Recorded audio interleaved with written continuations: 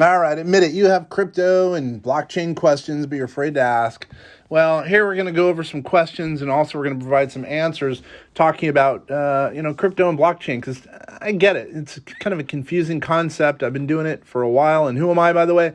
My name is Ken French. I'm with vastsolutionsgroup.com. Been doing crypto for about a decade now. Far too long, if you ask me. No. I'm just going to answer some questions that we've gotten from to our office. Hopefully it can help you, as a matter of fact. And by the way, again, it's vastsolutionsgroup.com. We're talking here with Vast Voice, which is the media arm of vastsolutionsgroup.com. Again, I'm Kenneth French, been with the company for quite a while, and on the board, and now I'm basically kind of the talent, kind of talking about different elements of tax crypto. We use artificial intelligence to lower tax liability and potentially also to help with crypto and blockchain investments. Well, so let's go straight into it. Years ago when I started investing in cryptocurrency, I had so many questions. It was crazy, right? And back then there was no one to answer. Actually, back then people were laughing at me for investing in this quote crypto stuff, right? I was a big proponent of not only crypto but the blockchain, what it's going to turn into. Here we are in 2022. People don't realize that it hasn't even started yet. Wait, when we start seeing applications for the blockchain, the underpinnings of crypto, then you're really going to see it's going to make a lot more sense, and it's going to really explode. We're still at the infancy of the whole process of the blockchain, and also, I guess you could say, crypto. So let's go. Here I'm mentioning blockchain. What is it? It's a new technology. If you think about it, that has the potential to change really the way we do business. It's going to take over areas like, I'm going to say, finance, government. It's going to take over a lot of elements, a lot of contract. These things, smart contracts, which we'll get into. It can be defined as an online ledger of transactions that are secured by cryptography, or it secretizes all the information to a certain extent. It's essentially, really, if you think about it, a decentralized database with records organized into these things called blocks, and they can't alter them. So once a transaction occurs, it's in there forever. And the only way to alter it is by doing another transaction in another part of the blockchain. But still, that initial transaction is always going to be there for you, if it's a private contract, you and the other party, or you if it's just for something that you did privately on the blockchain. If you do a transaction, again, it's recorded forever. It just really cannot be undone. It can't be rewritten. So, is blockchain technology growing in itself? Well, the answer to that is yes. It's projected that blockchain will be worth about $60 billion by 2024. So let's review that. $60 billion by 2024. So that's a huge jump from back in 2017 when I remember it hit $1 billion. It's going to be a lot more in just a short 3-year period, right? If you're not familiar with the blockchain right now, it's the time to get into it, I would say. Our blockchain and cryptocurrency is the same thing. Blockchain, again, it's a type of database that can store digital data in a way that it makes it difficult for people to tamper with it, or really impossible, right? Cryptocurrency, it's money created by encryption as opposed to being printed or minted like regular currency, let's say it via a government, as an example. So if you really think about it, Bitcoin was the first blockchain-based money or cryptocurrency that was ever made, right, in 2008 and 2009. Crypto uses the blockchain as its backbone, as its foundation. And then the question is, well, can I get rich by investing in blockchain domains as we speak today? Well, if you think about it, just like getting into real estate, it can get you rich, right? Buying blockchain domains, yep, it can get you rich. Or at the same time, it could be, you could invest in the wrong things and then potentially lose some money, right? So blockchain domains are the newest form of asset really that's available on the blockchain. So not only do blockchain domains potentially provide a lot of potential returns, they also provide utility in that you can use the application for developers, blockchain service providers, and even blockchain project owners. You can do a lot of stuff with it. The number of blockchain projects, it's going to grow. I'm just going to tell you, using those numbers, it's going to grow, right? Do you have to worry about taxes as it relates to cryptocurrency and blockchain? Well, that's our specialty at vastsolutionsgroup.com. So as an investor, one of the most important things you can do is to plan your taxes, especially when it comes to crypto. So it's not something that should be overlooked or ignored meaning taxes in crypto or maybe even the blockchain. With tax day coming up, well, it's always seemingly coming up either, April or October in the United States. It's at least the time to start thinking or planning or forecasting. We are big believers in forecasting tax liability for entrepreneurs. And right now, I'd say probably whenever you're listening to this podcast, it's probably a good time to at least plan, at least touch base with your tax provider and see exactly what he or she is thinking as it relates to taxes in cryptocurrency. And one way, I'll go into a little bit more detail because that's our specialty, I guess. Partner with an accountant, a qualified accountant who can help ensure all your bases are covered and there are no loopholes that are going unnoticed or unresearched. When it comes to tax, it pays to have someone who knows their stuff. I'd be very surprised if there's someone out there that is making sure they have all their deductions, all their specifics in line with crypto investments. Understand how blockchain and cryptocurrency is taxed. Each specific country has its own tax laws.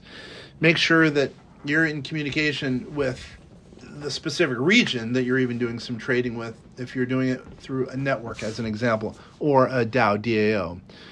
In some cases, cryptocurrency transactions may be subject to capital gains. Hopefully your portfolio is going up if you're investing in crypto, right? Income generated from blockchain activities may be taxable. You know how that goes. Businesses that accept cryptocurrency as payment, which we have at vastsolutionsgroup.com since 2015, we have to report the fair market value of currencies on their income statements and to the IRS. In our case, we're in the United States. So then the question is, well, how do I get started in crypto investing? There are many, many ways to do it. Luckily, cryptocurrency is kind of new, so there aren't that many rules per se as it relates to that. You don't have some governmental agencies that are kind of overseeing it in some cases. So you can jump right in. It's a little bit easier than investing in kind of traditional securities, or at least sometimes. One such place to get started by opening an account I'm just going to throw this out, not paid to do this, at Coinbase.com or a similar, crypto brokerage firm. Coinbase is a place to purchase crypto and also these things called NFTs, or non-fungible tokens. It's one of the easiest methods of purchasing cryptocurrency, at least right now. Coinbase was founded back in 2012, and it's grown at an exponential rate. It's probably one of the biggest name places to buy cryptocurrencies. What I would say is, Coinbase, it has Bitcoin, Ethereum, Litecoin. It has a whole bunch of different cryptocurrencies to invest in potentially.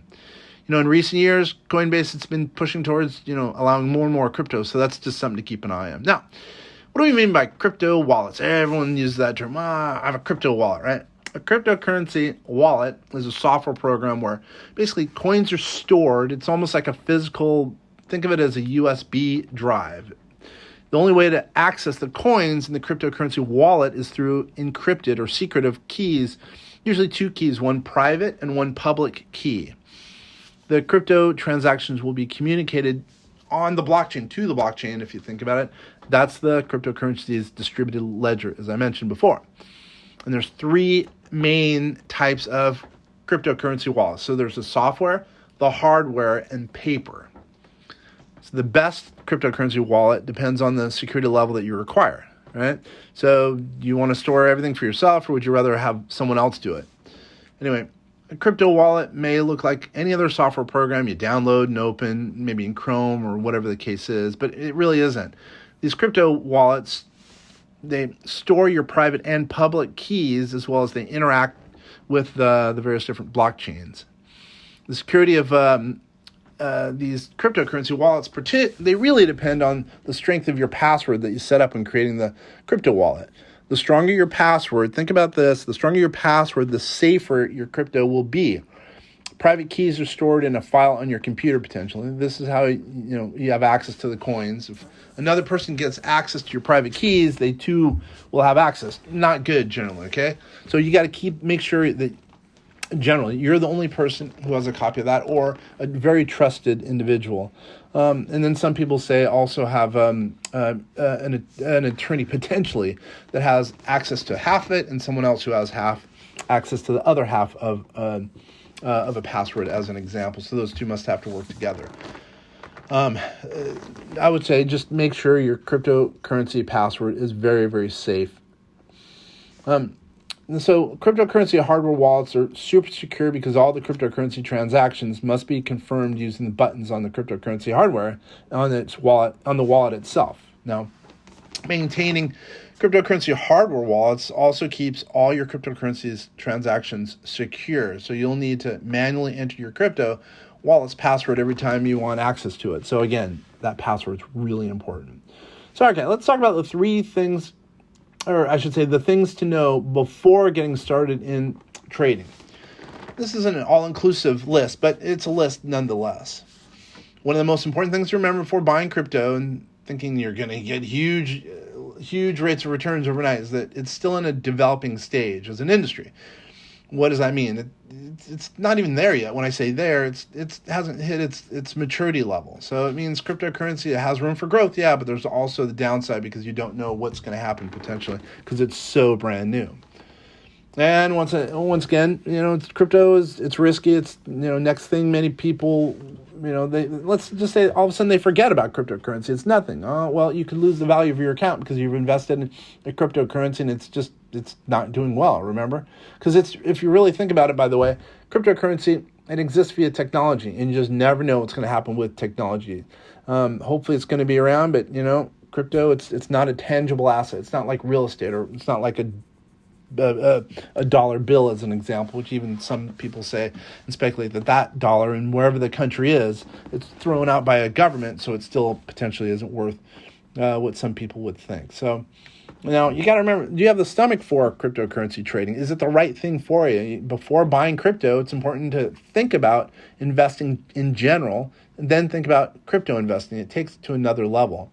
Cryptocurrency's current level of risk, compared to whatever you're into, it could be low, could be high. It really depends. Crypto can provide huge returns, but it also means, it has unlimited potential to go up. But then again, what does that mean? Things go up, it can also go down, right? Beware of, this is a big deal. Beware of cryptocurrency pump and dumps as I think about it.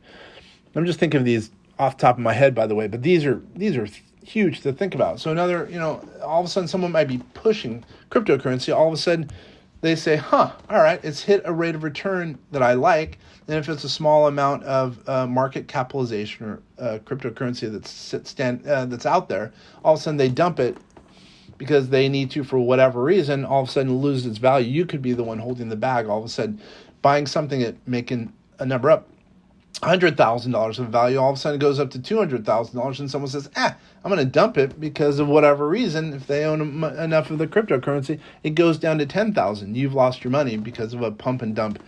Let's call it a scheme. Understand, cryptocurrency trading strategies to use. There's so many out there, right? And I'm going to make mention of one off the top of my head, by the way. It's called, and it's in the securities or traditional investment world as well. It's called dollar cost averaging.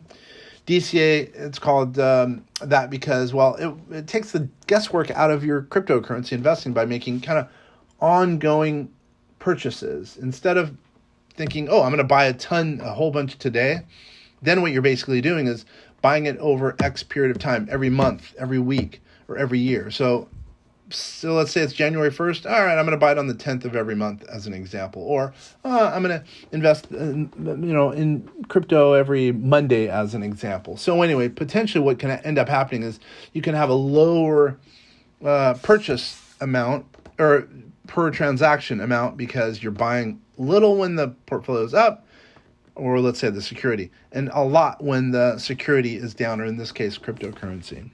So, there you go. Hopefully this is helpful. Hopefully, there are some things at least to keep in mind before buying crypto. Crypto, it continues to be an industry that's way in development, if you only knew. But at the same time, that being in development also has a lot of upside. With upside, you have downside. I wish I had all the answers back when I started in crypto investing. But what I would say is, if you have any questions, please feel free to call us, contact us. Our web address, again, www.vastsolutionsgroup.com. Again, www.vastsolutionsgroup.com. And once again, my name is Kenneth French. It's been a pleasure. Hopefully this is some way helpful and you're not too shy about getting started in crypto investing.